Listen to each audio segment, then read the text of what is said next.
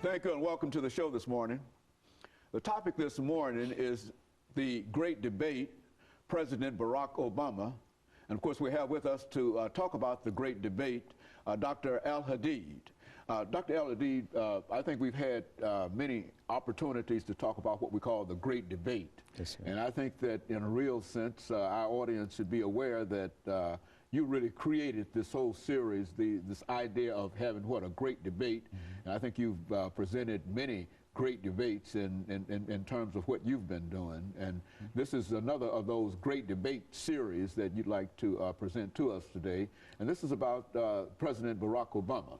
And what we want to do today is to give you an opportunity to first sort of tell our audience some few statements about your situation of being here now, and then to get into dealing with the great debate, President Barack Obama, from the point of race, religion, and politics. And so let's see if we'll start off by having you to give us some statements in reference to your situation. Well, as you know, Dr. Haney, I was at Tennessee State University for a number of years, and my last time there, I was the chair of the Africana Studies Department. And I left the university and I served as a principal of an Islamic school. So now I'm just enjoying life and writing books and then moving forward. Very good. And I understand that you're really moving forward now and enjoying life and et cetera. But let's talk about the first part of this great debate on President Barack Obama, and that is this issue of race. What about that? Well, let's start with Du Bois' statement, and so of black folks, where he indicated that the problem of the 20th century would be the color line, where he was talking about the whole question of race. And he envisioned a collection of the talented 10th, who would basically be lawyers, doctors, preachers, and business persons. And these would be the race men who would lift up the race from the standpoint of leadership. And at the same time, we had Booker T. Washington, who felt that we had to produce a class of entrepreneurs and producers, people who would come from the land and produce things. So this was the initial great debate, and as you know, the forum that I created at Tennessee State involved the dialectics between Martin Luther King and Malcolm X around the question of integration versus separation.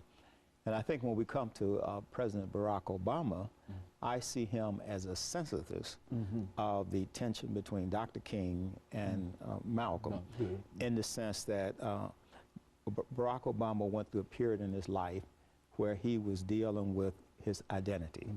I mean, his mother was white from Kansas, his father was African from Kenya, he was a Luo.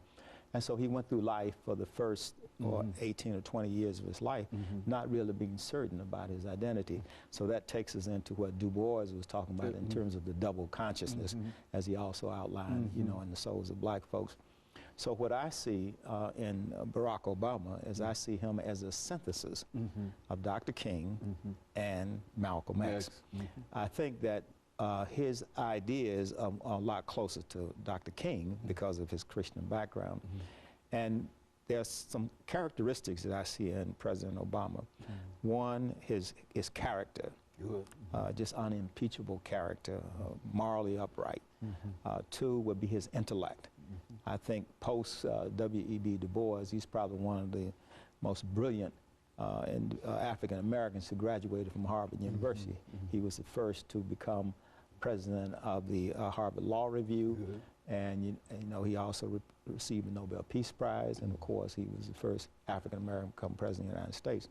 So we thought that Du Bois was the greatest of the giants to come to Harvard, but I think not that Obama has eclipsed W.E.B. Du Bois, but I think he's come along in the 21st century, and he will pretty much dominate the 21st century in terms of being a great intellect, the same way Du Bois dominated the 20th century.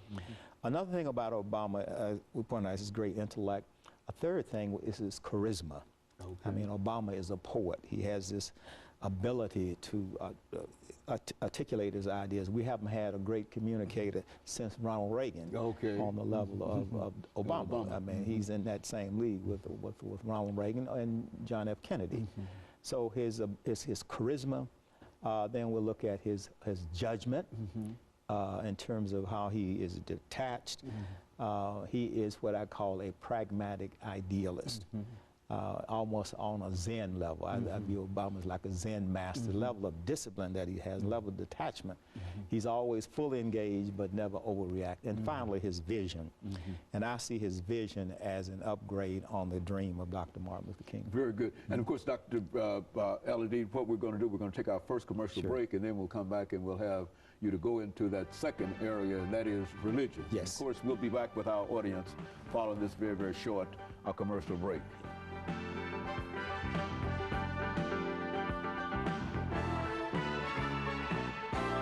Second segment of the show for today,